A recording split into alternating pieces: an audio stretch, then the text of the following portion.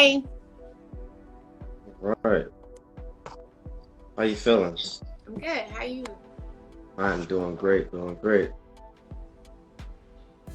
Right, ready to get this thing popping, man. Okay. I like the excitement.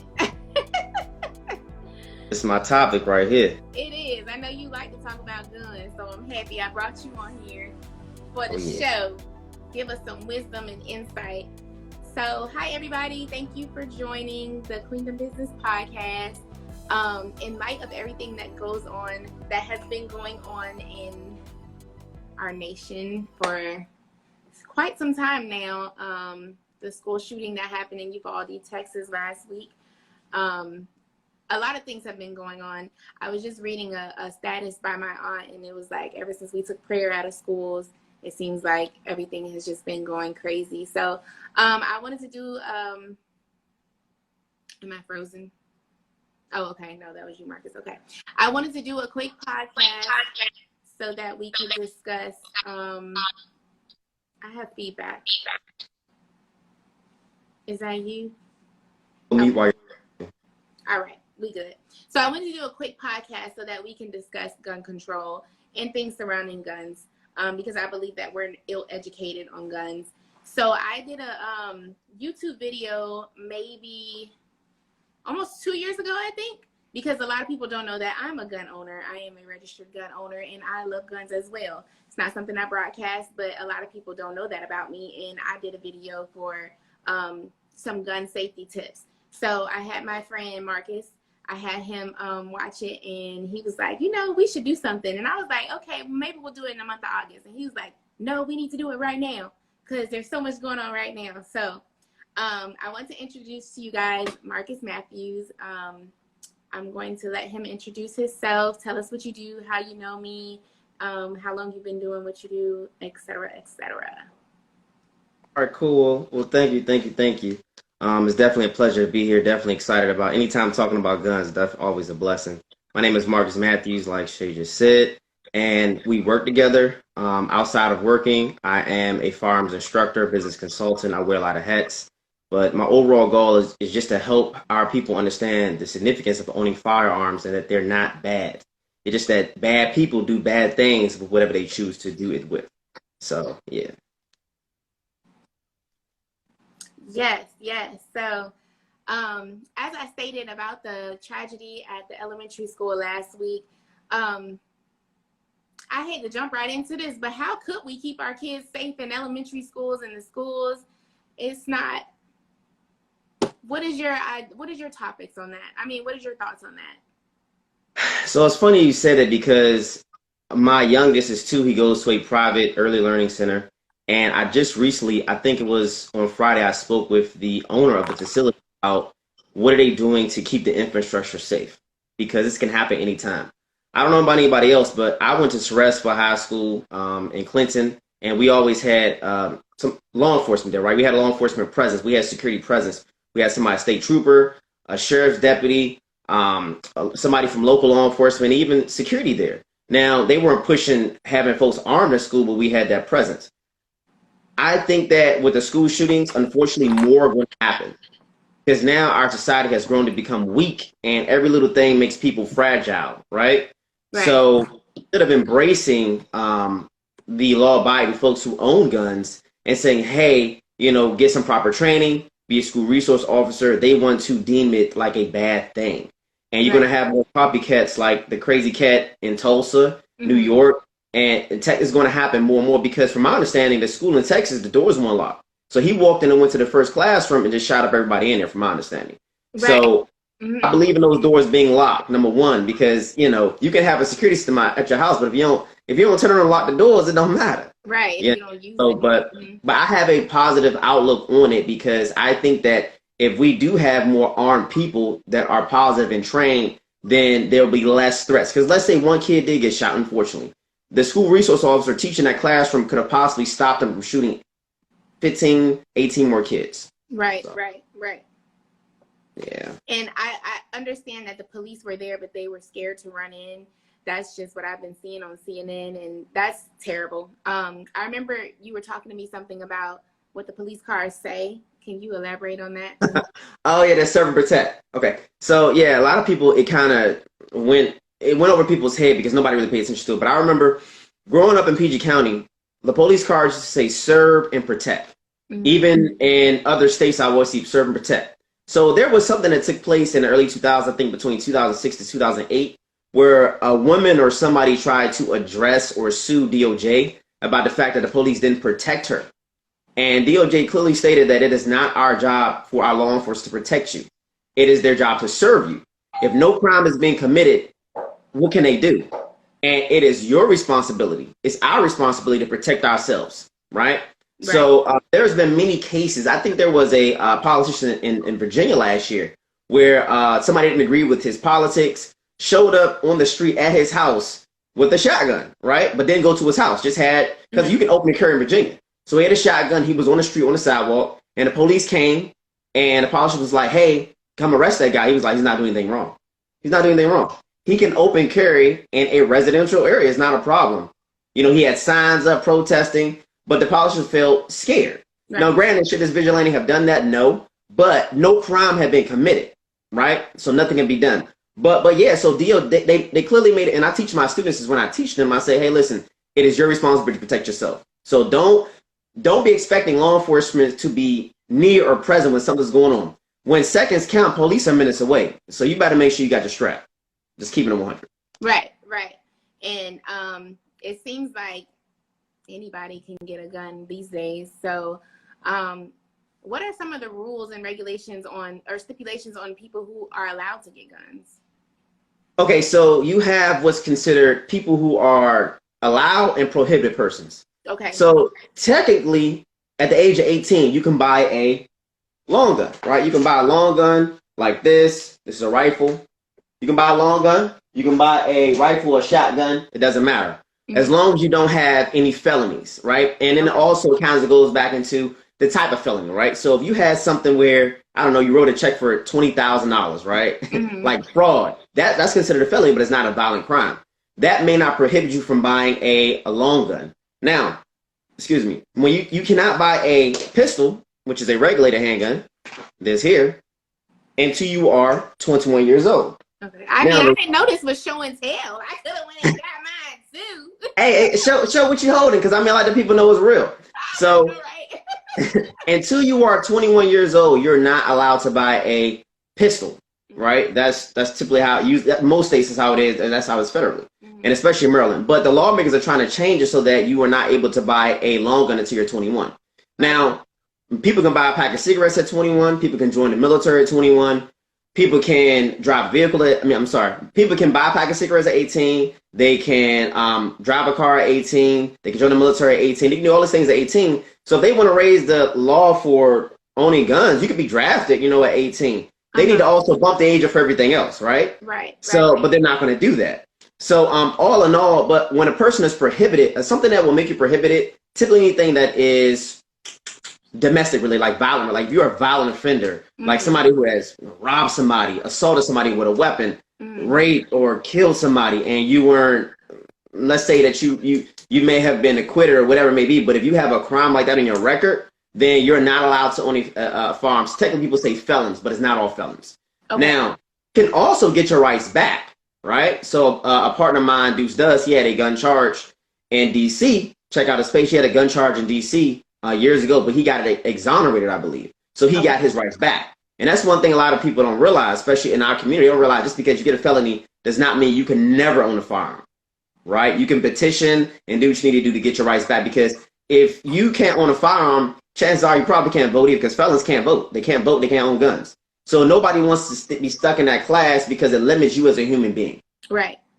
So, but yeah, that's pretty much the stipulations in reference to being able to buy a gun. Now, the things you choose to do with the gun, we have carry permits. You know that unless you are in a state that has permitless carry, which are 25 states currently, you shouldn't be walking around carrying a gun unless you have the proper license to do so.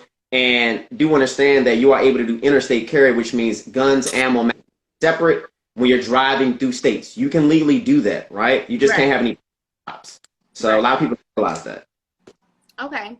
So reading one of these comments, Little Bree 17 says, some people believe that suspects, killers receive too much attention or spotlight after they commit crimes, which could potentially lead to copycat crimes, which is why they say don't broadcast the person who Don't did it. glorify them. Right. You say, of course not. Yeah, I say don't glorify them. Do not glorify. Yeah. Uh-huh. Yeah, don't glorify them. I definitely agree. They had a spot on the nose. There was a couple who I think their kid was involved in a mass shooting, and they tried to petition and try to make it so that when things like this happen, the news doesn't turn these people into celebrities, because that's what they want.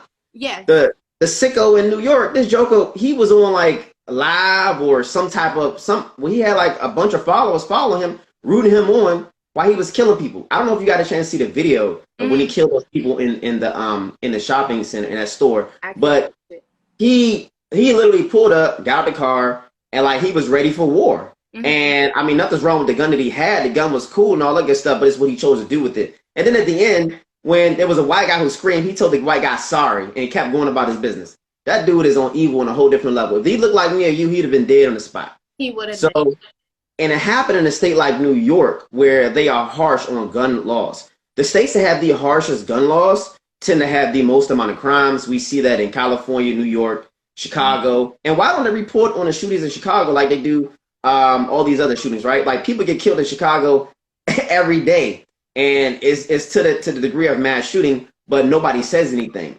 You know, I don't understand. Yes, I agree.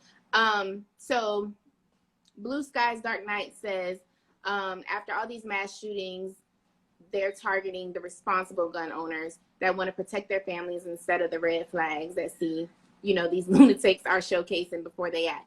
That's true. It does seem like the responsible gun owners are the ones who get more laws and get more of this, but they don't do nothing to stop the people. I mean, I guess you don't know what someone's thinking when they buy a gun, but it just needs to be more gun laws, just kind of like period. So I kind of disagree, right? We have enough gun laws on the books. What we need to do, and I've argued with my pastor about this for years, right? Dr. Jackson.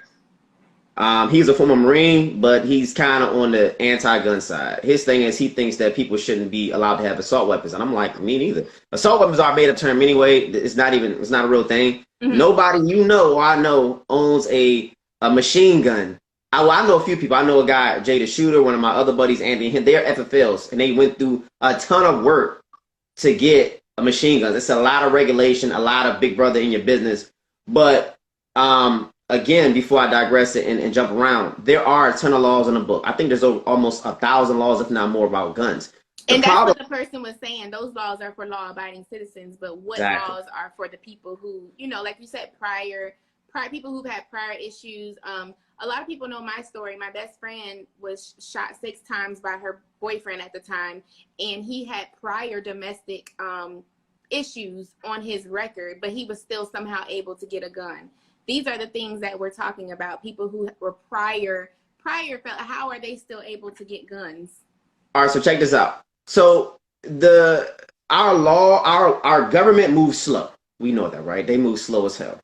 So they're able to get guns because, number one, most people who are violent offenders they get things illegally, and you can't stop that, right? Right. Also, I'll tell you a quick story of something that occurred in one of my local gun stores where a spot that I used to frequent quite often, this guy, he wound up getting a charge, and he knew that it may lead to him losing his guns.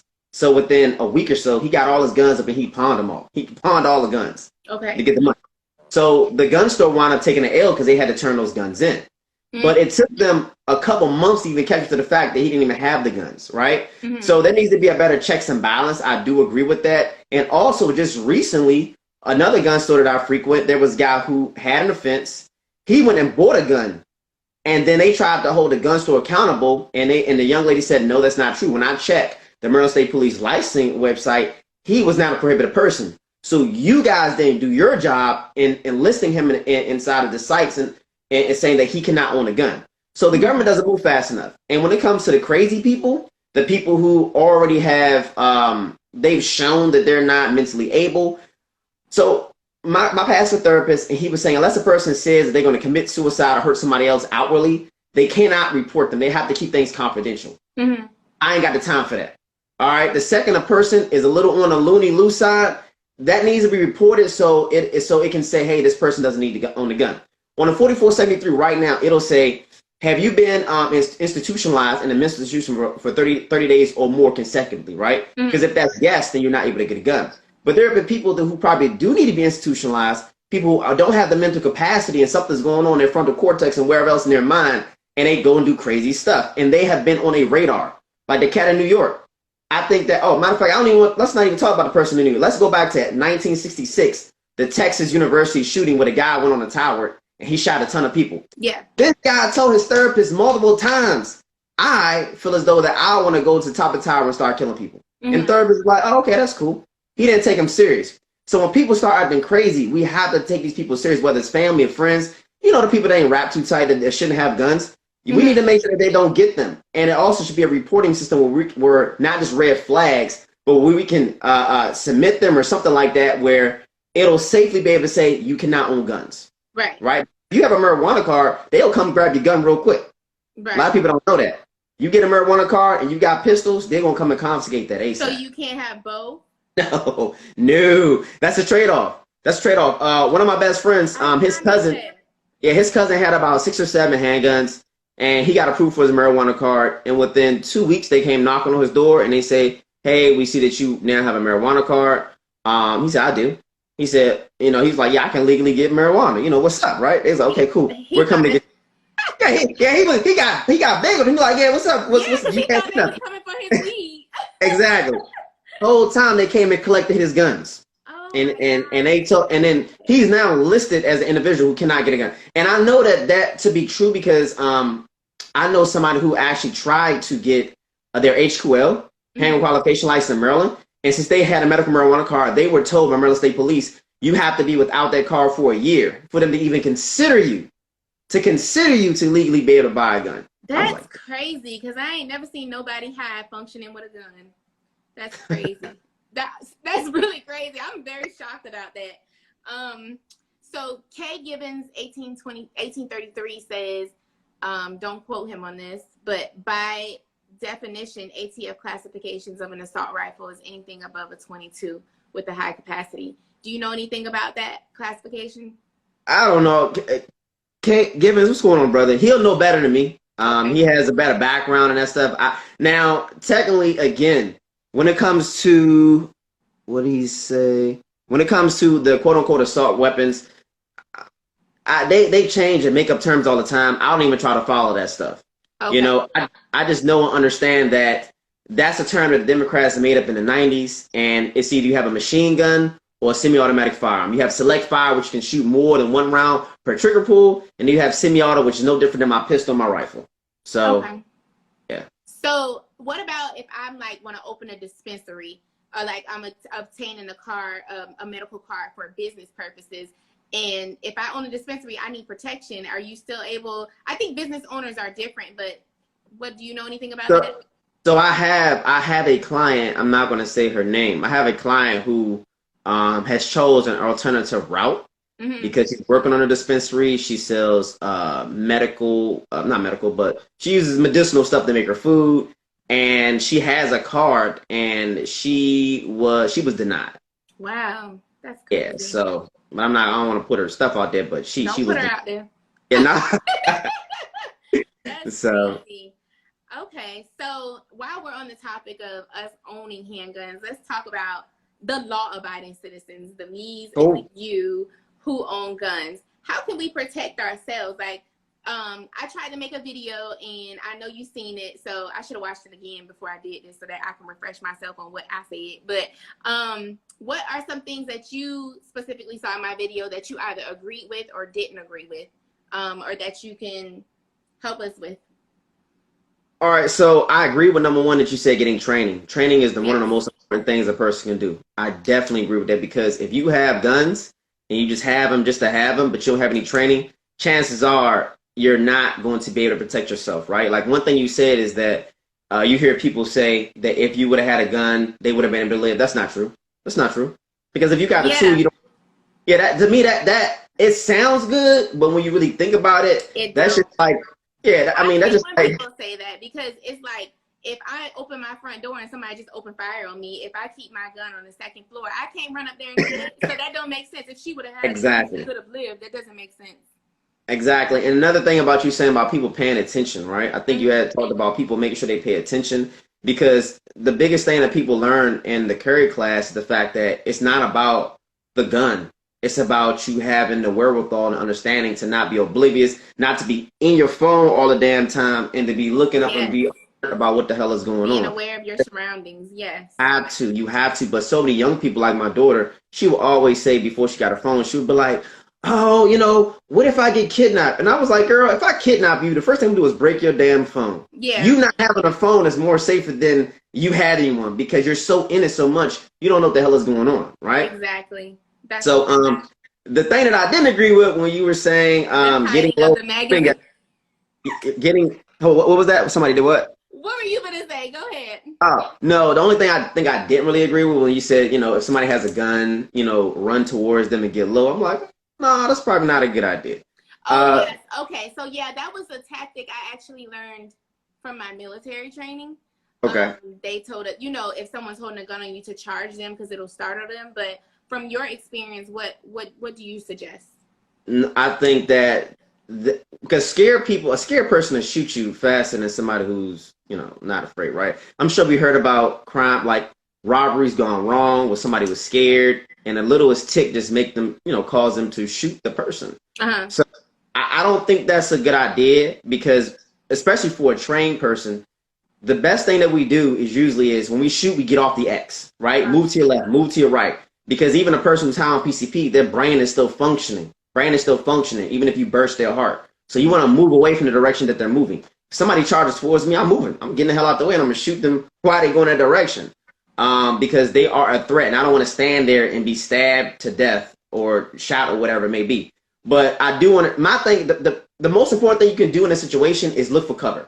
So anytime I'm out and about by myself with my family, even though they say premeditation is kind of bad, but no, you have to premeditate, right? You need to know what you want to have an idea of what you may need to do in a bad situation. So when I'm somewhere, I'll look for cover.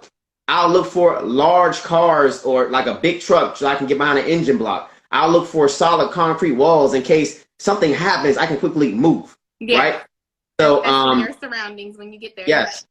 Exactly. And that some people may think that's paranoid, but it's just being a prepared person, because I can't take a gun everywhere I go. We work in a facility where we ain't no guns. It's not happening. The best thing I can do is have my little 2-inch pocket knife, right? Yeah. You know, or the flashlight is blunt force device. So I'm not taking a gun on a plane unless I'm flying somewhere for a competition. So I know that I cannot take a gun everywhere. And there may be times when I don't have a gun, so I may have to have some type of alternative. But those were kind of the biggies that I really picked up on. But I also love the fact that you grew up in an environment where guns were not shunned on. They were not frowned upon. And everybody doesn't get that. Right? Because I'm sure you know people in the Black community where either they have a family member that was affected in a violent crime by a gun, or they were taught that guns are bad. Stay away from guns. So it's kind of my take. Okay. Thank you for that. Yeah, I was raised to, you know, be responsible and do what works for you. If you don't like guns, you don't like them. If you do, you do. Like, I have siblings, they're not necessarily into all that, but I am, because I've been living on my own for almost 12 years. Since I was 17, I've been on my own. I went to college. I wasn't just out here in the streets, but since I was young, I've been on my own. So I always kind of been feeling the need to protect myself, especially when I run into crazy people who threaten me, or, you know, living alone, all those things. So yeah, I was raised in a environment where it was acceptable to be me.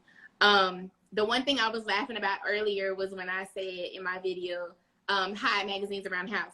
So I talked to you about that, and of course I lost magazines doing that. And you know, in my head, I'm like, okay, if I keep my gun on the top floor and I'm running from a perpetrator up there and I run out of bullets, then I can reload on the second floor or on the first floor. But you had a better option for me. Go ahead and tell us about the better option.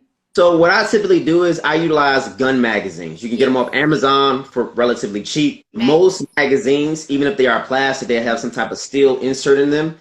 And I use gun magnets to magnetize guns to in areas where I may have a common use, but it's not gonna be in plain sight.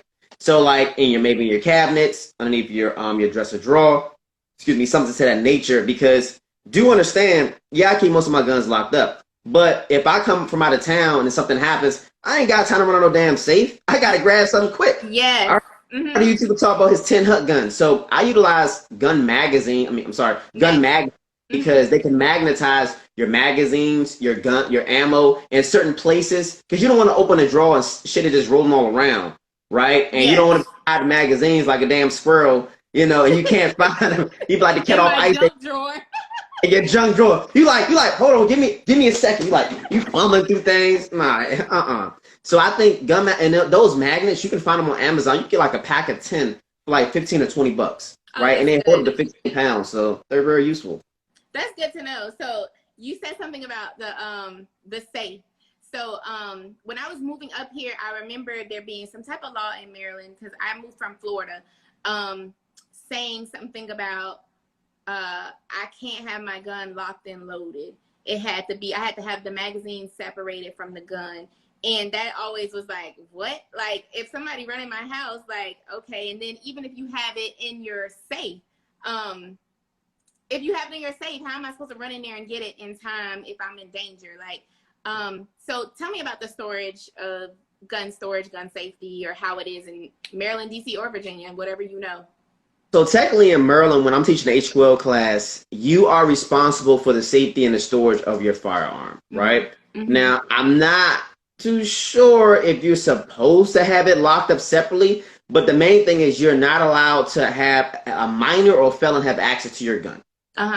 That's a biggie, right? Yeah. So if something happens and a minor has access to your gun, you are fully responsible for it. Yeah. If a felon gets to your gun, you're fully responsible for it. So gun safes are really important, whether it's on the law side or just being honest, because when you go out, just being real, because when you go out of town, God forbid somebody break into your house, even if you got an alarm, it's going to take officers 5 minutes to get there. So they're going to grab what they can. They're going to grab the quickest things they can. Mm-hmm. My cousin was a victim of that. Somebody kicked in his door, grabbed his gun and some money and was out the door, and they committed a crime with that gun, right? They got caught with that gun by law enforcement, right? Mm-hmm. So I think that everybody should definitely have a safe. I have multiple safes in my house. I have safes in different rooms, different closets, all of that stuff. And even when I'm traveling, right, I'll keep me a stop box. I'm not advertising for stop box or anything like that, but it is a safe that allows you to get in using your finger, like your finger, right? And there's no batteries or anything. And it also has a space for you to put a wire in case you want to be able to have it in your vehicle. I like to use those because they come in handy when I'm driving and maybe I can't go into an establishment with my gun.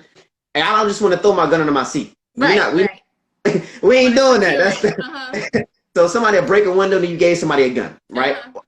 So definitely I believe that you need to make sure that your guns are safe and stored, but you can't store and have all your guns in a perfectly safe location. So use something like this, where you can quickly open this daggone box in a matter. It didn't take me but 2 seconds to open up this box, right? So, but if you don't know the code, you're gonna have to be able to get in. And of course, with time and persistence, you can do just about anything. But this will keep somebody from getting to my gun pretty quickly. So, so when you say it has a wire in it for riding the car, what do you mean by that? No, you can run a cable through it. I'm sorry, you can run a cable through it. Oh, so that it'll stay in the car. Yeah, so if you want to I keep the cables in my vehicle in case you want to wrap it around your seat, the metal piece in your seat, something like that. So in case somebody grabs it, they ain't going far with it. By that time, you done came outside like, man, what the hell are you doing? Get the hell out of here. Okay. Or knock them over the head until police come because this joker trying to take a firearm.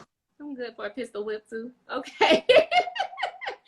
Okay, so what age do you think is age appropriate to start teaching a child about gun safety? As early as they possibly show interest. Okay. I don't put an age number on it because my 5-year-old, he was interested in guns at 2. Okay. My 2-year-old, I'm in my gun room right now. This is where I do most of my videos. I work on my customer guns. I build guns in here. I do my inventory in here. So my 5-year-old, and the thing is, I love the fact that he no longer has a major curiosity about guns because I didn't hide it from him, right? Yeah. So at 2, he would come and help me do inventory, count bullets. He was looking at me cleaning guns. He was helping me out, and my 2-year-old is now doing the same thing. And now that curiosity is no longer there because my 5-year-old, he'll walk past the gun and like, oh, okay, it's a gun, whatever. Good. Yeah. It's not that big of a deal. So I say by 5 at the very least, but some people try to keep their kids from guns, which is not good because that increases the curiosity. All these shooting games they got, all these movies they see, they need to be exposed to it as soon as possible. At the range I go to, if they can see over the bench, they can shoot. Yeah. Don't give a damn how old you are. So that's a great question. I think that's important because the white folks are teaching their kids at 4 and 5. I went to the range. It's a guy who races cars, Mile by the Mopar Mike. I think his 4-year-old was at the range shooting. Yeah. 4 or 5-year-old was at the range just having a good old time. We need to embrace that as well. I agree. Healthy gun learning, because obviously there's a lot of unhealthy learning of weapons that goes on in our communities. What about gun training? Don't you teach some in PG County? Yeah, most of my training is done in Maryland. I can teach wherever, but most of the people I certify are going to be Maryland, Florida, the states that USCCA covers, and I'm also a NRA range safety officer as well. So, yeah. Okay, that's good. So I think here shortly, like in the month of July, probably August, I think I'm going to have a little QueendomBusiness event at your range, and you can do us some gun training. For those of you who are in the area, feel free to join us because Marcus knows his stuff. He did offer to me to do an all-girls training, but I don't like to exclude people. Yeah, you was like, nah, I ain't down with that. You had to put me out like that. But yes, because I think everyone should learn, because there's a lot of guys who need to learn too. So I don't want to exclude nobody by doing an all-girls event. So it's going to be open to everybody, especially if you're in, okay, Aunt Wanda, come on, especially if you're in the area. Why do you feel that more women are more interested in protecting themselves as opposed to men? Because I see the all-girls trainings happening all the time. It's just when I see stuff, it looks like women are more interested on getting the proper education, I'll say. So honestly, I think because, and I'm not trying to call any women weak or anything of that nature, I think that most women understand that men by default are more aggressive, a little stronger, and women take their personal security more serious, right? They understand that there are a lot of men, just like there are women who commit violent crimes, and they don't want to be a victim, right? They want to be a victor. Mm-hmm. So they take that serious. Especially if you may have family friends that may have been in an abusive relationship, and it may not just have been physical, it could have been mentally abusive, mm-hmm. and a person could just be threatening you, and you don't know when they're going to strike. So I think that's why women take it more serious than guys do. I think guys like, I'm good, I can handle my own, I can fight, blah blah blah, but you ain't nothing to a bullet. You are nothing. You are nothing unless you got bulletproof skin. Somebody hit you with one of these. Yep. That's it. You're done. You're no match for that. That's true. That's very true. Lavish My Prime says we are just tired of feeling vulnerable. She loves seeing women empower themselves. And Kay Gibbons says we're targeted and men are more ego driven. Like you said earlier, that basically that men are more powerful. I know you're not calling women weak, but this is true. They're stronger physically than us. So if we're more targeted as being attacked by men, then I could see why women would need more protection. So what about the laws? We talked earlier about the laws that don't quite help us as law-abiding citizens. I know you have a spiel on that too. So the law is for the lawless, but the lawless don't give a damn, right? Mm-hmm. So the law affects the law-abiding. The laws were designed to have something in place, air quotes, of course, in case somebody is an offender. I mean, anybody can be an offender. I mean, I'm sure each of us has broken some type of law all the time. But do we always get caught for every single law we break? No. Right. So, but the criminals have to keep getting lucky, right? But there's not enough. There's not enough law enforcement or anybody out there to catch them in the heat of. So laws don't help us at all. They don't do a damn. As they create more laws, it makes it harder for the law abiding. Right. So because I ain't gonna put nobody business out there again, but I know somebody who can get guns like that, whatever you want. Yep. And they not waiting 10 days for a background check. They ain't flying on no 4473. Yeah. They don't give a damn about none of that. My they don't have a uncle used to gun. call them throwaway guns. There you go. They get a throwaway in no time. You know what I'm saying? So, and for the law abiding, when Maryland came out with this fact that you needed an HQL, that you gotta wait the 7 to 10 days, that you gotta, it kind of scares people, right? So people are like, yeah, I don't have to go through all of that, right? Versus a state like Georgia, where there is a city called Kashan or Kanish, Georgia, where if you're a homeowner, you are required to own a gun. You are required. You get a fine if you ain't got a damn gun. You know what I'm saying? Think how many people they got raiding their house down there. Not many. Yeah. You don't even hear it going on down in that city or whatever. So, but all these laws make it difficult for us. That's why you see more and more states having their permitless carry. They're becoming gun sanctuaries because they don't want their citizens to become victors. I mean, they don't want the citizens to become victims. They want them to be okay. Yeah. And I believe it's one of those European countries like Norway or Sweden, one of those where they issue everyone a state issue gun. Like every citizen has a gun, and they don't have no crime because obviously run up, get done up. So if everyone has a gun, then you're not thinking about robbing somebody because you know they packing the same thing you got. Exactly. You made me think about Australia. I think it was in the 90s where they confiscated a ton of guns, late 90s. They confiscated a ton of guns because they said that by citizens not having guns, crime will go down. They confiscated millions of guns from all the citizens, you know, law abiding, and they destroyed them. And over a period of time, they saw no effect on crime going down. It was the reverse. It went in the opposite direction. It went up. Because guess who still had guns? Criminals. Yeah, and it's just here in America. They still had. So when they have these gun buybacks, I tell black people, I don't give a damn if you got the gun that your great grandfather had and he did. You better keep that gun. You better not register that gun. You better keep, because if you sell that gun, like Bill Clinton did a gun buyback like in the 90s or something, and he was giving everybody like $200 or whatever the hell it was for a gun. Man, I was like, they foolish. Yeah, because some of these guns cost more than some $200. Yeah, they do. They cost more than $200, but they feel as though that by giving you taking your gun, giving you a bucket of chicken and $200, that's gonna make you happy. It just makes you more dangerous, right? I mean, it makes things more dangerous for you because you can't protect yourself. And then you make local law enforcement got to work harder because now they got to answer. They got to run every damn crime. Exactly. So, and as we discussed earlier, they're not here to protect. They're just here to serve. Wait, to serve you. Yes, to serve. Serve you. Serve you with calling the corner saying, "Up, we got another dead one. Got another body here for you." So, yeah, that's a no-go for me. I think that's horrible. Don't do that. Don't participate in those buybacks. They do not help you. Get the gun, get the training.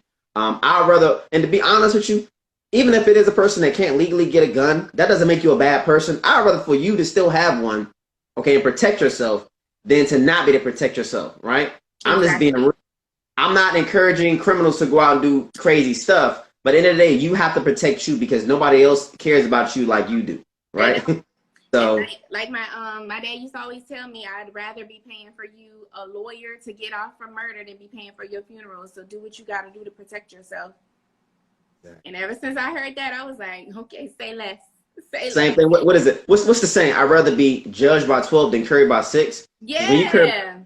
You ain't got nothing else to say. Ain't nothing else coming out your mouth, man. You can at least appeal. You can appeal. You can an attorney. All of that stuff. But you know what? You know what will protect the person? Getting carry insurance. So I have carry insurance through CCW Safe. Anybody who has a concealed carry, get yourself concealed carry insurance. They offer, I think there is an unlimited amount of criminal liability and civil liability they offer in case, because a lot of times people wind up spending a ton of money trying to protect them, trying to protect their rights and not go to jail. Because for black people, you are guilty until proven. Even if somebody in the state of Maryland, if somebody comes in your house, you have to prove that they were trying to harm you. You can't just kill them, right? This is not the kind of place. Like if somebody kicks in your door and stands there, you technically can't kill them, but I can articulate my life and my family what you got to do, right? You know, police, shut the hell up, guys. I got a friend of mine who's a cop. He said the guy would have got off on a gun charge if he just shut his mouth. He killed a guy who came in his house, and he was talking about how he blasted MF and all this other stuff. Dude is in jail. He's in prison now for running his damn mouth. Get a lawyer. I teach that in my curry class. So Get a lawyer. What was he supposed to do? Just not answer the questions? What he was supposed to say is, I was in fear of my life and I stopped the threat. That's okay, it. Same thing those white cops say. Yeah, exactly. I was in fear of my life. You know, you was imminent jeopardy and fear and danger of life and all this other stuff. All those terms, those political terms, those law terms that are used in order that people can use. So if you felt as though the person kicked in your door and they had a hatchet in their hand, stop, get away. I was in fear of my life, but I did all this, that, and third. Hey, listen, that's all you tell them. I was in fear of my life. I could not do anything else. I didn't want to be killed or harmed or whatever it may be. And I stopped the threat. I didn't kill him. I didn't murder him. I stopped the threat. That's it. When you talk to your lawyer, you tell your lawyer every damn thing that happens. That's it. So again, get carry insurance. It's cheap. It's inexpensive. I think I pay like $200 a year, $175 a year. And if you don't have a carry permit, but you own a gun, find out there is also a package there for you guys who want to have some type of coverage in your home. Because even if you shoot somebody in your home and they live, which is the worst thing that can happen, because that means it's your word against theirs. There have been people who have shot people in their houses and they had every right to do so, but the homeowner was sued. Yep. For harming a person. So when people tell me stupid things like, why don't you shoot him in the leg? Hell no. I'm going to shoot wherever I see. I'm going to shoot. Yeah, exactly. I'm not going to be picky and choosy about where I'm shooting at. That don't make I'm going to shoot. I'm going to shoot to stop the threat. And whatever body part I see, whatever I can hit, that's what I'm hitting. Right. And they do also tell you to, if you have a way of escape, to escape. Don't linger around trying to shoot nobody just because you can. Only if it's safe, right? Yeah. So you want to make sure, just like you made me think about when people say, for instance, if somebody breaks in my house or I hear noise, I'm going to go look for them. No, don't do that. Only way I will go look for a person is if my kid was downstairs looking at Blippi and I'm upstairs and I hear noise downstairs. Mm-hmm. Other than that, if we are all in the same area, we fight from our location and we stay safe because we know that we're all here. You don't know how many targets are in your home. You don't know how it could be. You might have heard one person, but it could be three people. So if you go out to put yourself in danger, that's not good. You turn. I heard my alarm went off one night, and it was my sensor came loose and it fell down. Said back door, then it went off. I grabbed a gun. I peeped out in the hallway, made sure the kids were in our room, and I looked at my cameras and didn't see anything. Of course, the alarm the security company called me and all this good stuff. But I went out to go take a look when I knew it was safe. Right? Most people don't have cameras all over the place and all that other stuff. So there's no need for you to go looking. Call the cops, put them on speakerphone, turn the lights on, and let people know because a lot of times people don't even know you're home. So they'll come and break in the house weed time of the night, trying to do a snatch and grab. You turn the lights on, a lot of times that'll scare people away. But it may not. It may not scare somebody. If it don't, like Dave Chappelle said, the Second Amendment is there just in case the first doesn't work. Right? Mm-hmm. So I believe in it wholeheartedly. So if I tell you to stop, I tell you to leave. You broke up. Oh, I was saying, if I tell somebody to stop or to leave, right? And that's using my First Amendment. If that doesn't work, that's when the Second Amendment comes into place. Because, you don't want to stop, you don't want to leave. You got to go to Jesus or go to your maker, whatever it is. That's you got to but you got to get the hell out of here. Right. So for those that don't know, the First Amendment is the right to bear arms, correct? No, the first is the freedom of speech. Freedom of speech. Oh, look at me. I'm all wrong. It's all good. So the freedom of speech is like, what is it? The religion, speech, all that stuff. Yeah, to protest, all that good stuff is first. Second Amendment, right to bear arms. Yeah. So I didn't pay attention in social studies. Hey, it's all good. And guess what? When the cops come, your Fifth Amendment, you invoke your right to say a goddamn thing other than I was in fear of my life and I stopped the threat. Oh, so don't. And also the Fourth Amendment, you do not permit them to search anything. If you believe me, if you get into a situation, not allowing them, saying, I do not allow you guys to search me. I don't believe in search procedures. That's not happening. Because if you allow them to go looking and they find something, they might find like gun stickers. They may paint you to be a vigilante. Like, oh, this guy was a vigilante. He was crazy anyway. The prosecutor and the district attorney will make you look like the bad guy, even if you are the good guy. So knowing those things will help and protect you and give you saving grace. That actually happened to me before. Someone called the cops. A fight broke out at a party. Someone called the cops and told them that I had a gun. I wasn't even fighting. It was a fight between some guys. And the cops came trying to search my car. And I was like, no, you cannot search my car. But the other person gave them permission to search my car and they found the gun. and it was like, where's your permit? You have this. I was in Florida, so I could conceal carry. Yeah. But after he checked all our licenses, we were able to go, but I still did not give him permission to search my car because I thought that was unlawful because it is. You could have sued them for that because they were pretty much trespassing on your property. Right. They had no right to. They had absolutely no right to. Just like when police tell people to get out the car, like, no, I don't want to get out the car. I don't have to get out the car, right? Do you have probable cause? Because a lot of us black folks, we were trained just to listen to the police, and it's cool to do that, right? It's cool to listen to them, but know your rights. Know that just because they tell you to jump, you ain't gotta say how goddamn hot. Okay? Exactly. I was so harassed because the police officer had me sitting on a curb and was like, you have a gun. And I didn't have it on me at the time. I had put it in the car. And it was just too much going on. And I was like, I know my rights and you cannot search my car. But the other person I was with gave them permission to search my car. And when they found the gun, I was just like, you know what? I'm not trying to go to jail tonight. But I was qualified to have it, which saved me. Exactly. That just happened to one of my buddies. He was driving through Wacomico County out there near Salisbury, I believe. Mm-hmm. It's pretty white place. He was doing some work out there. He bought a brand new car. And they pulled him over and said that, hey, we found a gun in your trunk. And he was like, well, I don't know how you did that because I just got this damn car. So if you found the gun, it's not mine. And I didn't authorize you to search my vehicle. Yep. Exactly. So police, there are some good ones, but there's some bad ones too. They human, right? So planting drugs, that's why people say, well, if you don't have anything to hide, won't you let them search your vehicle? Because they will put drugs and shit on you. So don't play that game with them. Don't play that game because you're just going to allow them to win. That's true. If anyone has any questions that you guys want to ask, you can feel free to request to join or leave them in the comment section. Shelton Torber Jr. says, I think our ideas of safety and security are a major part of the problem. Why are we as members of society allowed to access lethal rounds? Like, if it's just for a hobby or personal safety, shouldn't people in law enforcement have non-lethal rounds? Non-lethal rounds are no fun, but go ahead, answer. So they do have non-lethal rounds. They have less than lethal, right? For riot control, they have the riot control, the rubber bullets, and nobody wants to get hit by them. But again, I look at it like this: if you don't put yourself in a situation, then chances are you won't have to worry about even being there. So he was talking about from police and law enforcement. Yeah. Police and law. He was talking about just like when we go to the range. Okay, gotcha.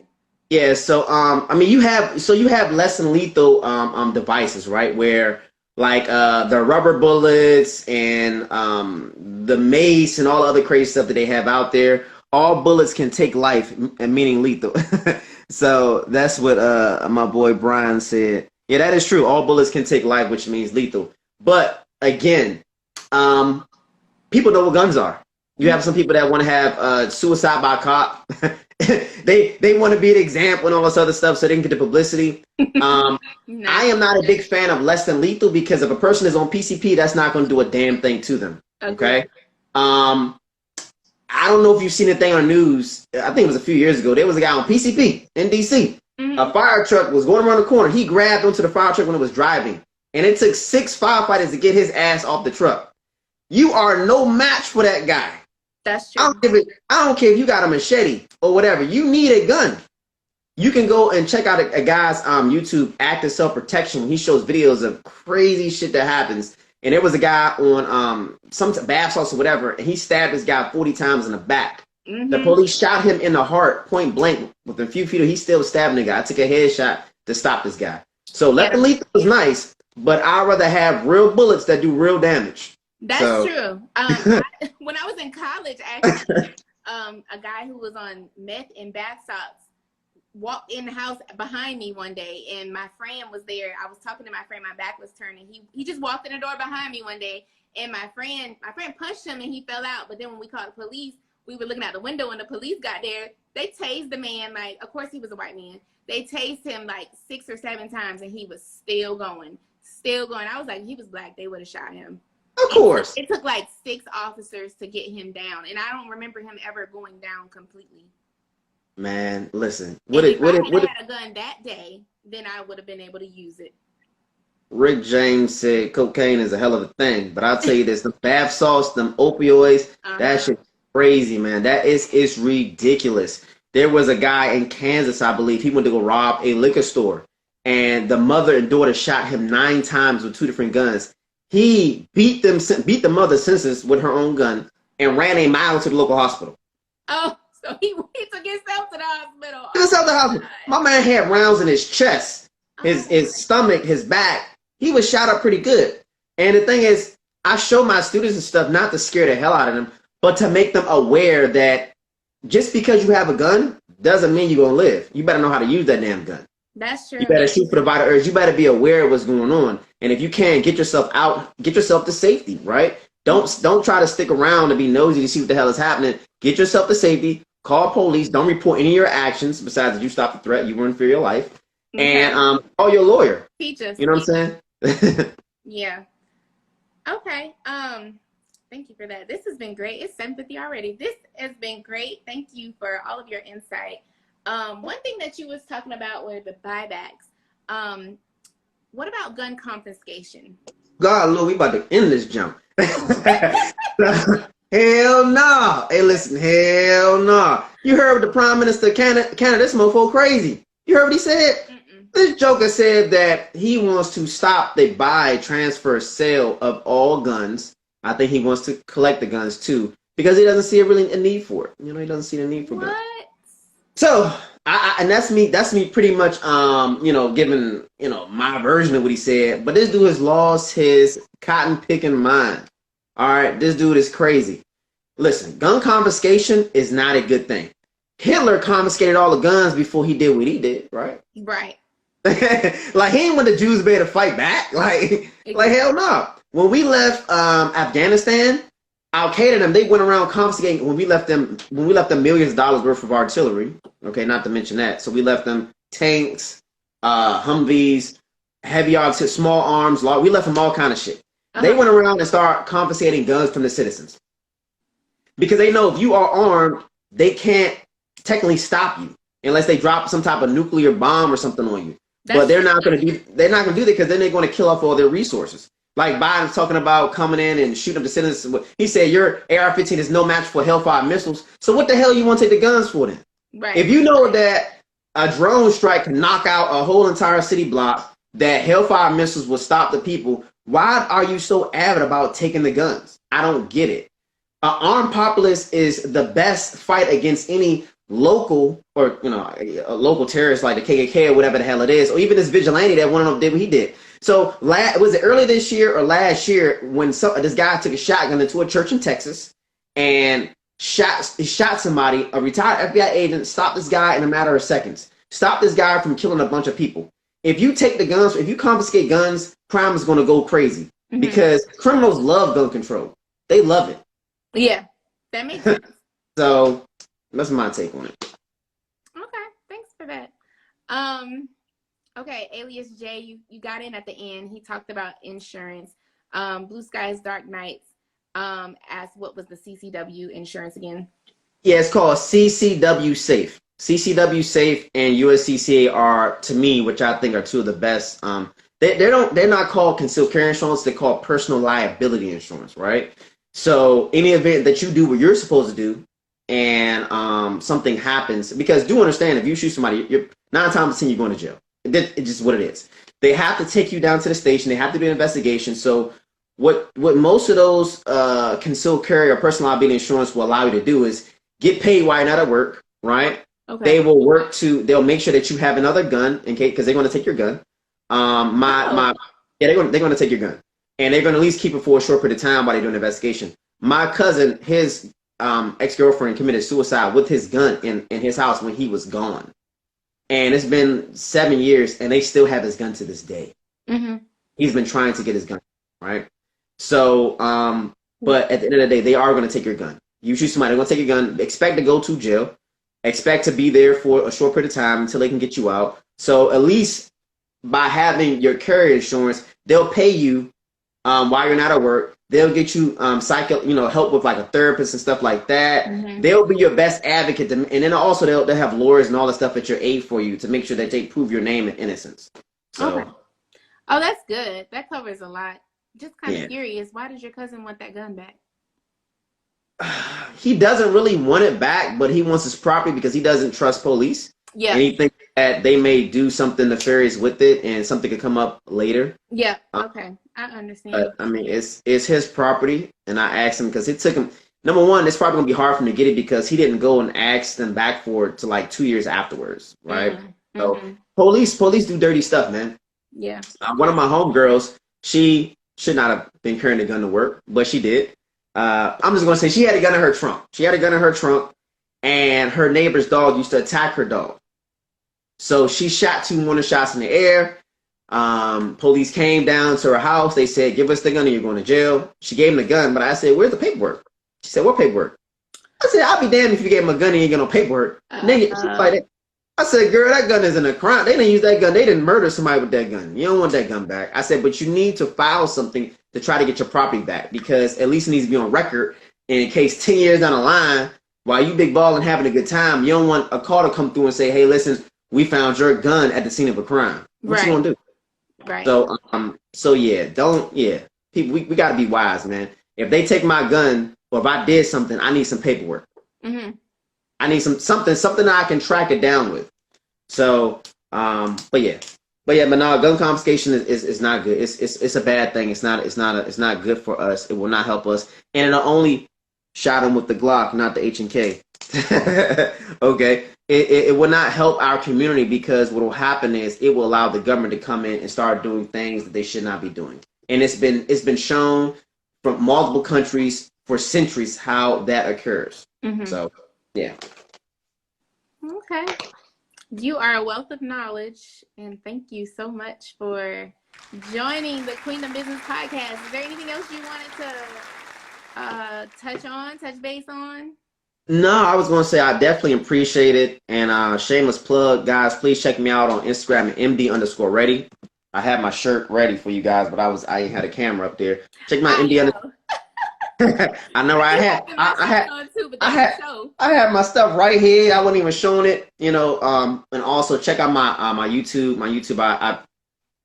I project things out there in a teaching way. Mm-hmm. I review some of the guns and all the good stuff. It's MD Ready is my YouTube channel. I'm also an instructor, so if you guys need private lessons, you need personal protection, you need consultation, I offer all of those things. My goal is to help arm our people.